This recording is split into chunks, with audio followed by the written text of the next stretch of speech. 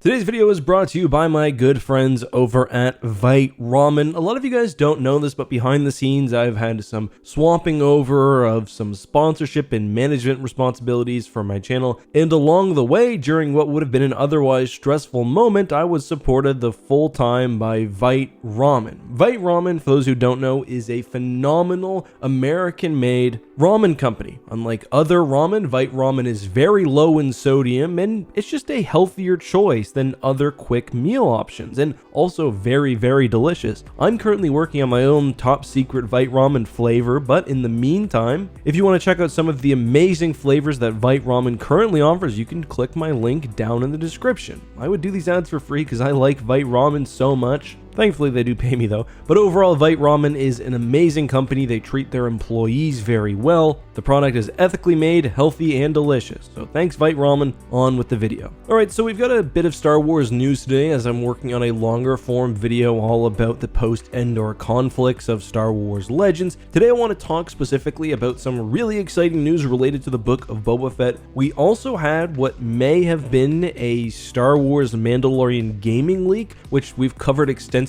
over on X2 and really found out what's going on there. I'll link that up above. But for me, the Book of Boba Fett has kind of quietly turned into one of my most anticipated Star Wars projects. At first, at the end of The Mandalorian Season 2, I was disappointed because it seemed like the Book of Boba Fett, it will either be replacing Season 3 of The Mandalorian, which of course turned out not to be true, or at least delaying the season, which is probably partially true. I was also worried because Robert Rodriguez's episode of The Mandalorian Season 2 felt a little bit off to me. Like, there was just part of the aesthetic that I didn't quite jive with. A lot of people have talked about how it had sort of a fan film feel to it, and I think that was largely because they were sort of filming on the run in an easily accessible outdoor location. But the more we've learned about how that episode was filmed, how Robert Rodriguez basically stepped in and provided action to a very, very loose script and stepped in at the last moment, well, that did a lot to assuage a lot of my worries. And there were some key moments from the episode that I thought actually looked great. The deployment of the Dark Troopers, the actual combat scenes with Boba Fett, which I'm sure we'll be getting a lot of in the Book of Boba Fett. So all of that had me a lot less worried for the show, especially given the fact that I've liked a lot of what Robert Rodriguez has done in the past. Well, today on Twitter, the Book of Boba Fett was trending because of a very interesting interview with the man himself, Robert Rodriguez, from Adam Chitwood at Collider. Now, I'm going to link to that article down in the description because, of course, they deserve full credit for actually getting this interview and providing us with the quotes that we'll be discussing today. Anyway, suffice to say, Robert Rodriguez is very, very confident in his upcoming project, more so than I think I've ever seen anyone associated with a Star Wars project ever. So here's the quote. "I can't say anything about it at all right now, but it's coming out in December.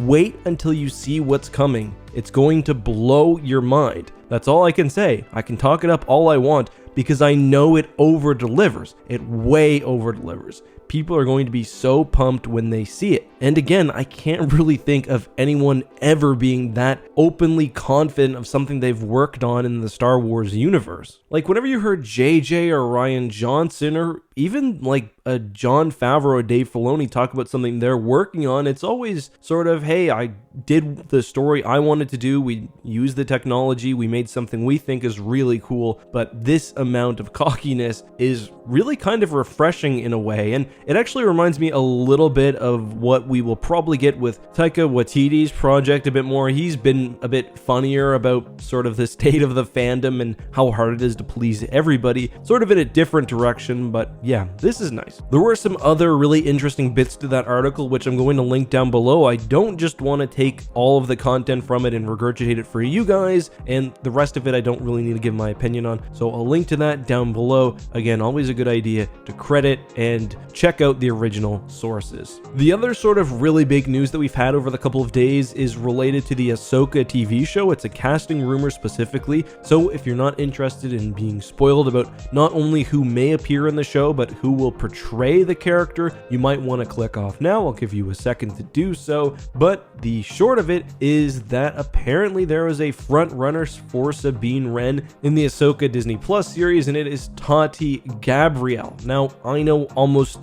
nothing about her. I don't even think I've ever heard her name before, but just going off her appearance, she's a great choice for Sabine. She looks a lot like her, and all of the reaction online, as was the case with the apparent Thrawn casting, has been very, very positive. Now, this isn't a confirmed thing yet, but it was tweeted out by a couple of the rumor publications and was also retweeted by my friend Jordan Mason, so I'd say it's at least possible, but again, take it with a grain of salt. So that's really all the Star Wars TV news I've got to bring you guys up to date on. Again, as I said, I'm working on some of those longer versus videos and lore videos that I've promised you guys, but because this is a little bit short, I thought I would end this off with a couple of hashtag AskEck questions. Or the first is actually Halo related. It comes from Small BBC Guy, who says, I can remember a long time ago, Installation 00 and Halo Canon did their own calculations on human populations. They calculated about 50 billion. Other sources have said 15 billion. Humanity was spread over 800 colonies, yet only had a population of 15 billion. Doesn't seem right to me. First of all, I believe the 15 billion number is either from during or after the Human Covenant War, with the pre-war number being about 40, and that does seem right to me. 800 colonies or so, most of them would have been quite small, they would have been very new. That gives like an average of 50 million pop per each, but of course several very large ones would have been carrying that load. I think the problem with Halo canon is that it's been a little bit inconsistent with how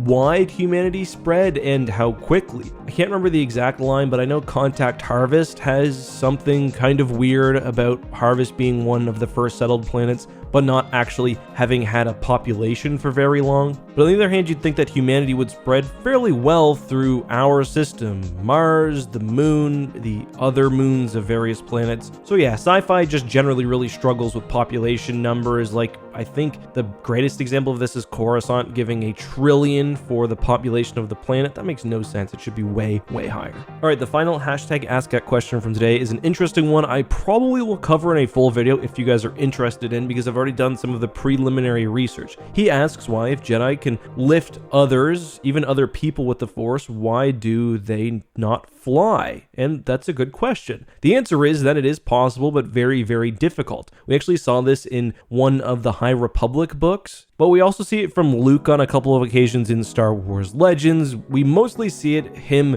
really slowing down his free fall, but there are a couple of occasions where individuals do in fact fly. But I will cover that fully in a video if that's something you guys are interested in. Just let me know down in the chat. Till next time though, guys, have a good one, be safe, and may the Force be with you.